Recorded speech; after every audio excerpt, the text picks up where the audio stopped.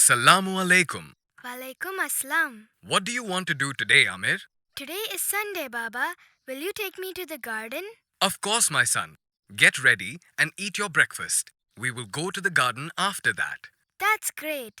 Let me get ready then. Are you ready? Yes, come on, let's go.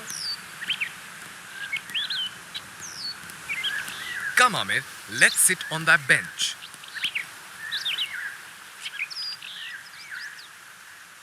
It's a beautiful day, isn't it? Yes, it is. Thank you for bringing me here. Hey, look at that father and son. Don't they look cute? Father and son? That old man must be his grandfather. He is too old to be his father. No, Amir. I know him. His name is Bashir. He works with me. And that is his son, Nizam. Huh? But he's too old to have such a young son. How could that be? Now you are forgetting the powers of Allah, my son. He can work miracles. You know that. I'm sorry, Baba. Wait, I just remembered the story of this prophet who had a son when he was 90 years old. Huh? Please tell me his story, Baba. All right, now listen carefully. Bismillah.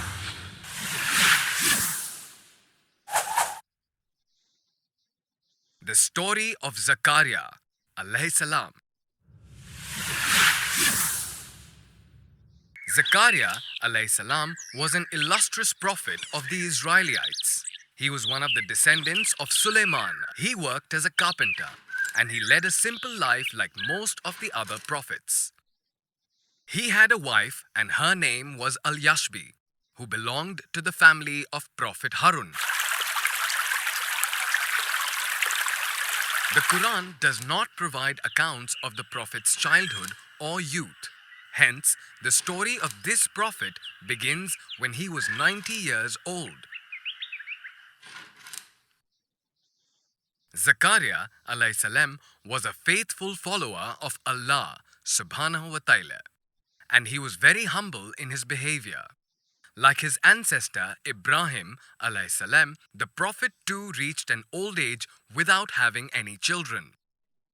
It was during this time that the wife of Imran or his sister-in-law gave birth to Maryam alayhi salam. But shortly after, Imran alayhi salam passed away. And this sparked off a dispute within Bani Israel regarding her guardianship. Zakariyah alayhi salam should have been the ideal choice, for he was her uncle and a prophet whose moral character was beyond question. But Bani Israel disputed this choice, for everyone wanted the prestige of raising the daughter of Imran. The people finally agreed to cast lots to decide on the matter. Zakariyah alayhi salam kept silent and remained in his good behavior. The people who wanted to become the guardian wrote their names on wooden pens and put them in a container.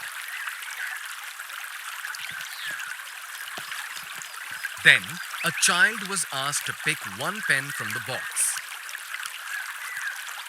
The pen that the child selected bore the name of Zakariyah alayhi salam.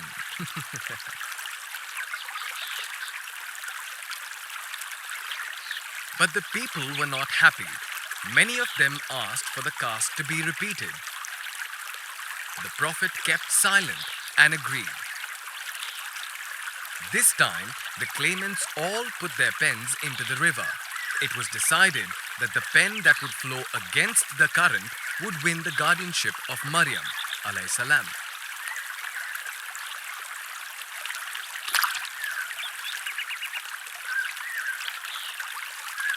It was a miracle. All the pens of the claimants floated along with the river's current, but the prophet's did not. It floated against the current. But the people weren't happy with this either. They were not convinced and they demanded a third round. This time, they demanded that the pen that floated with the current would win the cast. They threw their pen into the river, and again the prophet won the cast. The prophet's pen floated with the current, while others' pen drifted upstream.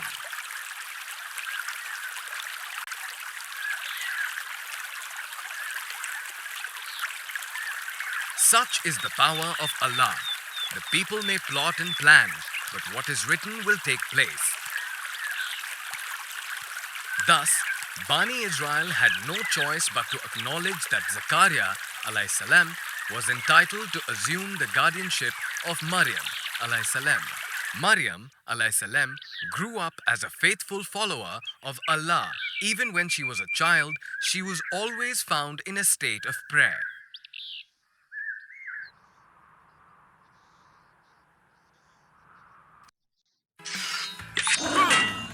Stayed in seclusion, away from the people. Her room was in an enclosure within Bayt al-Maqdis, specially built for her. There was something magical about this little girl. Every time the Prophet walked in to check on her, he always found her surrounded by an abundance of food. I did not bring this food for her, he wondered. Then where did all this food come from? And strangely, the fruits before her were not of this climate, but they were still fresh. "O Maryam," he asked, "from where are these fruits coming to you?" "It is from Allah," replied the little girl. Even though the Prophet believed the little girl, he still had his doubts. This incident repeated many times, and finally the Prophet asked her once again. "It is from Allah," replied Maryam alayhi salam. "Indeed, Allah provides for whom He wills without account," she said. When the Prophet saw these miracles repeatedly, it reaffirmed his faith in Allah subhanahu wa ta'ala. He knew Allah had the power to do anything, no matter what the conditions are. The Prophet always wanted a child who could continue his legacy of prophethood. But he was now 90 years old, and so was his wife as well. He started praying with utmost conviction to his Lord. "O Lord, give me from yourself an heir, who shall inherit me and inherit also the posterity of Yaqub, and make him my Lord, one with whom you are well pleased." And very soon Allah responded to his prayers. One day, when the Prophet was praying, the angels came to him. "O Zakariyah," said the angels, "we are here to share a good news about your son. His name shall be Yahya.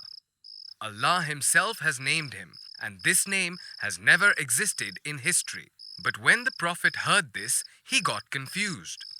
"My Lord," he said to the angels, "how can I have a son when my wife is barren and I an old man?"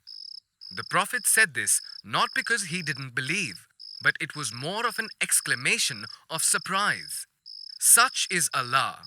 He does what He wills," said the angel. "Can you show me a sign?" he asked the angel. And the angel replied, "Your sign is that you shall not speak to anyone for 3 nights. You can talk to them only in gestures, and remember your Lord and glorify Him in the morning and afternoon." When the Prophet came out of the room, he realized he couldn't talk anymore. He had to talk to people using gestures. After a few months, like Allah had promised, his wife soon gave birth to a boy. They named him Yahya alayhi salam. MashaAllah, that was such an amazing story. Do you believe now that nothing is impossible with Allah? Yes, I do. All right, now let me ask you a few questions. I'm ready. Tell me, what was the profession of Zakariyah alayhi salam? He's a carpenter. That's correct. Now, can you tell me which family he belonged to? He belonged to the family of Suleiman. That's right again.